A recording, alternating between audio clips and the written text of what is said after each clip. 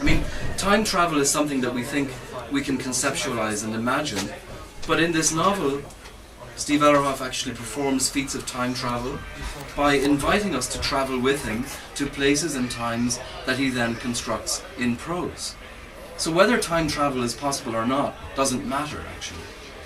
In Time's Laughingstocks, Steve Ellerhoff affirms fiction's ability to transcend time and place, and I urge you to pick a copy up this evening so that you can experience that journey for yourselves, or those journeys for yourselves. This is what fiction does. It accomplishes the thing that the time-traveling machine, the time machine, promises. It actually accomplishes that.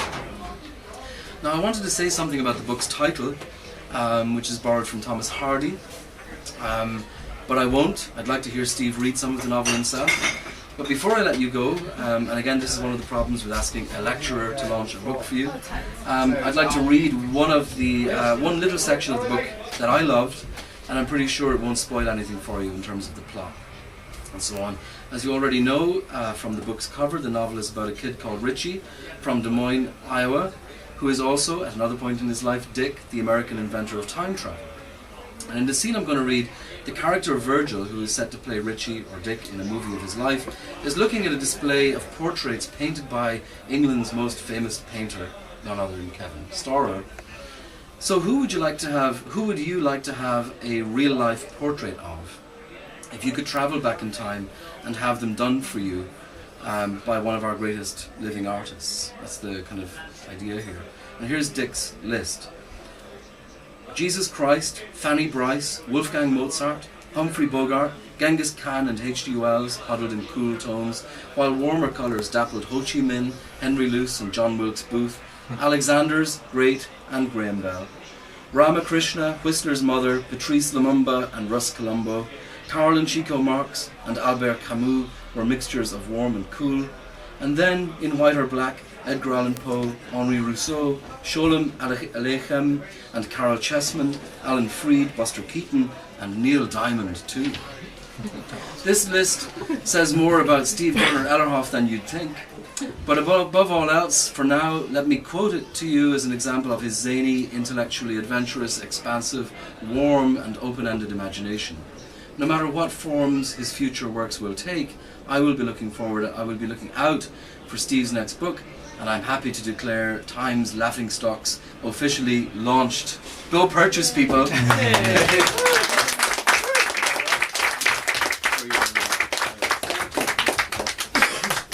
Thank you, Philip.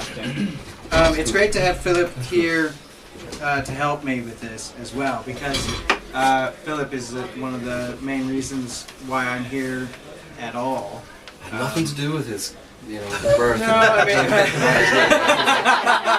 mean, there's time travel and there's time travel. Yeah. The tests aren't back yet. Yeah, thank you for that. So this book, I'm just going to do a short reading here, and but I have to set it up just a little bit.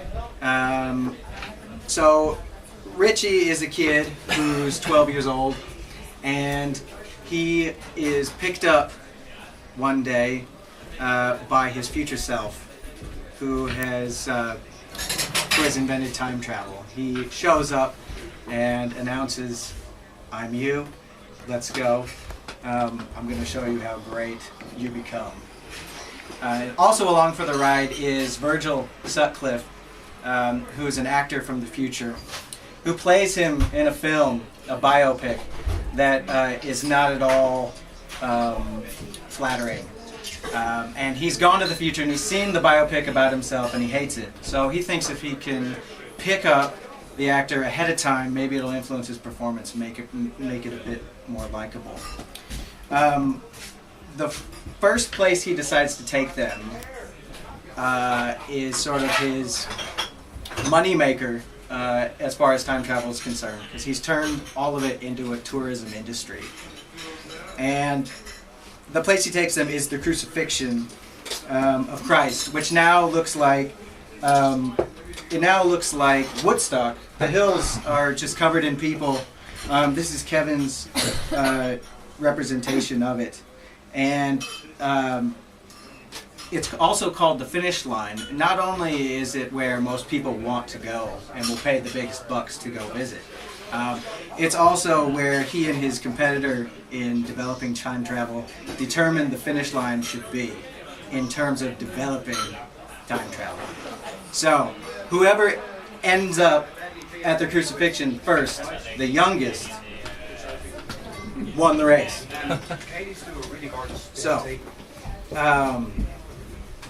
also there are two time machines. There's the Providence, which is Dick's own private time machine that he will take people on tours in that one. There's also another one that looks a lot like it called the Trinity, and there are two guys who are sort of trained and allowed to use that one to take people back. It's the lesser one, so that's also mentioned. And at the beginning of each chapter, there's a Dick Rex platitude, because sort of like Dr. Phil, Dick Rex, this character, appears on afternoon television in the future, and he's written books, and he comes up with sayings about time that he thinks are brilliant. So, the first one is here. Time is measured. Ground zero between recession and progress is the execution of God. A Dick Rex platitude. Reserved trademark. The finish line was no place for a child. He knew that before stepping out of the Providence. Smells hit him first. Smoke in the air, the must of people and animals, dusty earth. Last to disembark, Virgil, who had never before practiced any kind of religion but considered himself spiritual nonetheless, was confronted by a scene unveiling itself in slow motion, a living fresco, speech-stealing in its awful sublimity. They stood on a weedy ridge of beige rock that overlooked a Middle Eastern town on a dark, lowering day. The buildings there, small and drab, clustered within the confines of stone walls. Built within higher walls, a military fort, and beyond them, a high rectangular temple. Outside all that, scrubby trees and scraps of grass struggled on rock, the only living anything, save for the procession of confused, disgruntled townsfolk making their way up a path toward the ridge's crest. They were short and robed, most of them men, and most of them severe as the landscape they inhabited. Above, hovering impossibly in the threatening slate sky, dozens of black pyramidal booths hung at different heights, countless in number, yellow capstones glowing. They were the Trinacria, over and over again, hosting innumerable, unseen tourists as they observed the goings-on below. Gazing downwards revealed a long line of providences on the ground, each with its own malfeasant Dick and distinguished sightseers standing out front. Hundreds of people from future times. A tricolor flicker at the end of an upheld hand in the throng caught his attention. A gray-haired ex-president was waving a miniature American flag, as if to claim this moment as belonging to the land of the brave and free. Most of the pilgrims looked a lot like him, most of them middle-aged, most of them well-dressed, most of them white. The richest socialites of the 21st century man's world had come. The women in their red carpet vest weeping without making sound, their husbands looking on half bored or somber. It was hard to tell which. The centurion, mounted pompously in silver breast and shoulder plates, sword on his left, and the crest of his helmet turned sideways like a sanguine halo, looked an utter fool, mesmerized by a glowing, battery-powered child's toy 2,000 years too soon for his grip. Just a plastic handle with a clear spherical top containing bright spinning LEDs in 4 colors. The military leader and 2 favored soldiers standing beside his horse were distracted to a childlike trance of fascination that rendered the 3 dressed crosses behind insignificant to them. 3 small Semitic men hung from the 3 crosses, low-standing capital T's, the middle one tallest to those flanking it, erected on the hill's highest point at what appeared to be a reusable site with a stone-set patio at the base.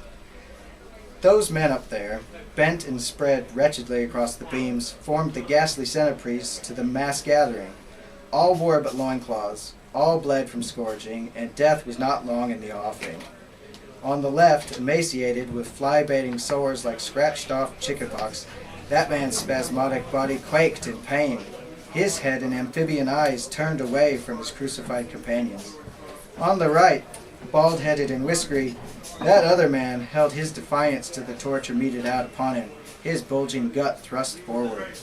Made worse by his hyena-toned laughter, he spat rueful mockery through his 3 teeth at, of all the people gathered, Jesus in the middle. The Christian God sagged under excruciation. His feet were placed one atop the other and nailed with an iron spike between the metatarsals into the upright stipes. His shaking knees bent to the left, and with nothing to stand upon, he bore the weight rigidly through his flogged back. Torso curved unnaturally and heaving in whimpers, his arms were thrown at right angles and pinned to the patibulum. The iron spikes driven through each wrist set his hands clawed outward in empty graspings. Bloodied beard to his chest, with eyes closed or swollen shut, the crown of woven thorns scraped through the loose black curls across Jesus' brow. Above his head, attached prominently, a hand-painted sign displayed 3 languages. There. The only bit Virgil recognized was Rex in the top row, which he took ironically considering his present company. "Get your finger out of your hair," Dick said, bringing the actuality of being there to his attention. "Show some reverence." No, it was no place for a child. Virgil moved behind Richie, removed his finger without bothering to rake the worried knot loose, and set his hands on Richie's doughy shoulders. He held himself up on the boy, stood still to keep from throwing up. "So, we got Jerusalem over there, the future's wealthiest and most devout citizens over there, and that," he said, like a general surveying the battlefield, sweeping his open arms over the town behind them, past the ranks of time machines and spectators, to the historical impetus that called them whence. Well, it's pretty self-explanatory what's going on there.